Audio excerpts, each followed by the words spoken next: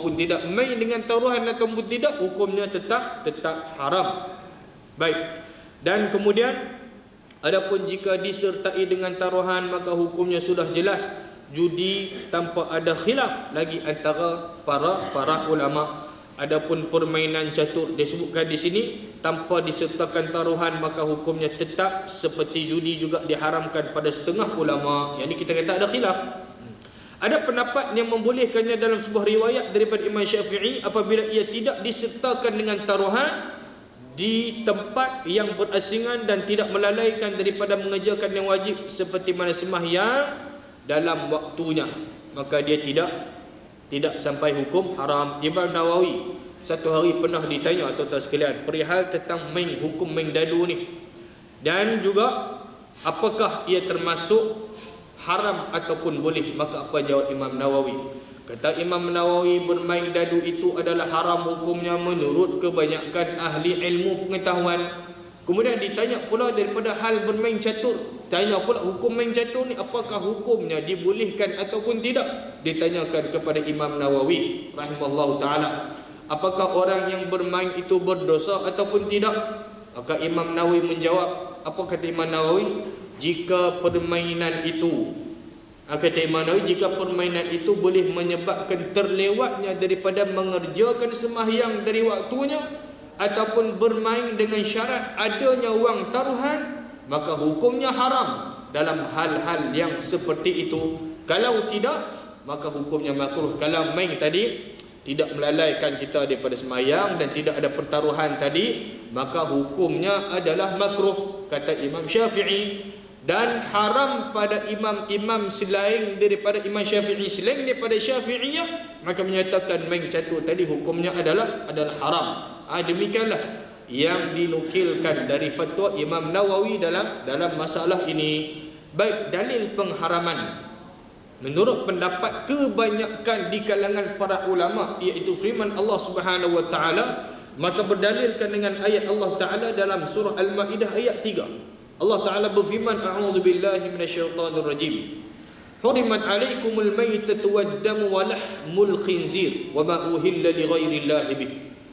Wal munqaliqatu wal mawqudhatu wal mutaraddiyatu wan natihatu wa ma akala as-sab'u illa ma dhakkaytum wa ma dhubiha 'ala an-nusuk wa an tastaqsimu bil azlam. Kata Allah, diharamkan bagi kamu makan bangkai. Tuan-tuan, dalam Quran ni Allah Ta'ala senarai ni benda-benda perkara yang haram.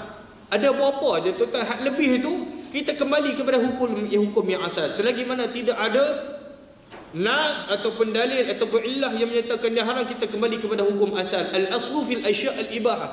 Asal-asal pada satu benda, satu perkara hukum ni adalah harus, halal. Selagi mana tidak ada qarinah yang menyatakan dia ni tak boleh. Yang ni sebab tak boleh, Quran sebut. Sebab apa tak boleh makan? Tak boleh makan bangkai, tak boleh makan darah, ni Quran sebut ni. Dia termasuk dalam perkara yang haram. Jadi benda yang haram Allah Ta'ala bilang, dah sebut dah dalam Quran. Dia haramkan bagi kamu makan bangkai, darah, daging babi. Tu tak boleh makan ni sebab apa? Sebab Quran sebut daging babi, darah, bangkai tak boleh makan.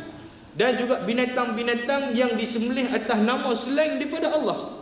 Binatang yang mati tercekik, yang mati terpukul, kata Allah Subhanahu wa taala, yang terjatuh lalu mati, yang ditanduk lalu mati, yang terkena terkam binatang buas kecuali yang sempat kamu menyembelihnya, dan yang disembelih untuk berhala, dan diharamkan mengundi nasib dengan batang-batang kayu. Baik, kata Sufyan, maka berkata Sufyan dan Waqi' bin Al-Jarrah bahawa yang dimaksudkan dengan mengundi nasib itu ialah bermain catur.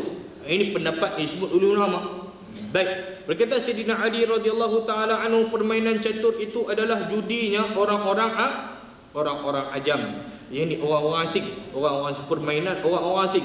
Pernah beliau melalui satu kumpulan orang asyik bermain catur, lalu beliau berkata, apakah patung-patung ini yang kamu sekalian asyik duduk menghadapinya? Kan main catur tadi ada patung kuda, ada apa raja apa semua tu kan. Tu patung.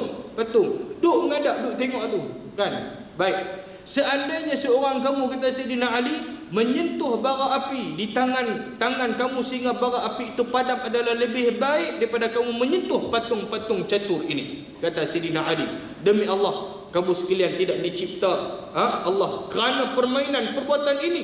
dan pernah berkata juga, orang yang bermain catur itu adalah sedusta-dusta manusia.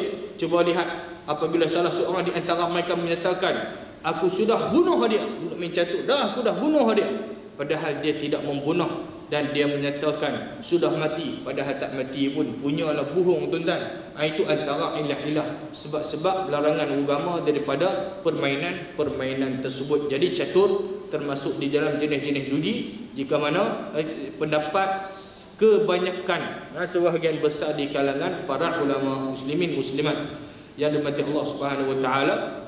Jadi bila kita dah tahu hukum, eloknya kita tinggal benda-benda macam ni. Nabi sebut buat tuan-tuan dalam hadis yang diriwayatkan oleh Imam Muslim, yamutu kullu insanin ala ma syaa alaih wa yub'atsu ala ma ta'alaih. Setiap orang akan mati sesuai dengan apa yang pernah dilakukannya ketika hidup. Kalau kaki duk main catur ni, tengah-tengah main mati tang tu habis tang tu tuan-tuan sekalian, dia akan mati. Nabi kata setiap orang akan mati sesuai dengan apa yang dia pernah lakukannya ketika hidupnya, dan dia tidak akan dibangkitkan pula sesuai dengan dia akan dibangkitkan pula sesuai dengan cara yang dilakukannya ketika hendak mati itu. Jadi tuan-tuan sekalian, sebagai kesimpulannya, qimar itu ataupun judi merupakan salah satu penyakit dalam masyarakat yang sangat berat, yang sepatutnya mesti kita hapuskan dengan sedaya upaya, dan sudah dikira sebagai salah satu dosa-dosa besar di dalam undang-undang hidup masyarakat sebelum ia dihitung dosa besar yang ditegah oleh Allah Subhanahu wa taala. Maka semua itu kita sekalian kerana apa? Kerana beratnya bahaya yang bakal menimpa orang yang berjudi itu. Dia bakal menjadi pencuri masalah, bakal menjadi perampok, penipu, pecah amanah, bahkan dia boleh melakukan apa saja untuk memuaskan hatinya supaya segera dapat wang untuk dijudikan itu. Maka malah ia boleh melakukan jenayah-jenayah yang lebih besar daripada itu, seperti mencederakan orang atau sampai membunuh orang untuk mencapai cita-citanya itu. Oleh sebab itulah tuan-tuan dimuliakan Allah Subhanahu wa taala, jagalah diri kita, jauhlah diri kita daripada bahaya judi itu. Kalau sudah tergelincir masuk, lekas-lekaslah kita larikan diri sebelum datangnya di sana bahaya yang lebih berat, bahaya yang besar, atau seperti kata orang tua, sebelum nasi menjadi bubur. Ini hukum akan berkaitan dengan al-maisir, dosa besar yang kita bincangkan pada hari ini berkaitan dengan main judi ataupun berjudi. Dia termasuk di dalam dosa-dosa besar. Moga-moga Allah Subhanahu wa taala jauhkan kita daripada sifat-sifat ataupun dosa-dosa besar ini, insya-Allah. Kita akan sambung pada siri kuliah akan datang. Kita akan bincang pula berkaitan dengan termasuk juga dalam dosa besar, tuduh satu orang perempuan yang baik, kita tuduh dia pergi berzina. Ini apa hukum dia tuan-tuan? Ini juga termasuk di dalam dosa-dosa besar. Dan apa hukuman bila kita dah tuduh orang perempuan tadi baik, kita tuduh dia pergi buat perbuatan jahat, dia ni berzina tanpa ada bukti? Apa hukuman dikenakan oleh Islam? Jadi tuan-tuan, hari kita akan tengok pada siri kuliah akan datang, insya-Allah. Mudah-mudahan sedikit sebanyak apa yang kita berkongsikan pada hari ini ada manfaat untuk kita bersama, insya-Allah. Tuan-tuan, saya nak lancarkan kutipan derma hari ini untuk sekolah menengah Islam Darul Ulum Kota Sungai Kedah. Jadi tuan-tuan yang ingin memberi sumbangan boleh lakukan demikian di belakang. Mudah-mudahan menjadi saham di akhirat kelak, insya-Allah taala. Yang baik daripada Allah Subhanahu wa taala. Mohon maaf salah silap, kasar bahasa, segala kelemahan, kekurangan, kejahilan daripada diri saya sendiri. Aku qauli hadza wa astaghfirullahal azim li wa lakum. Wassalamualaikum warahmatullahi wabarakatuh. Bismillahirrahmanirrahim.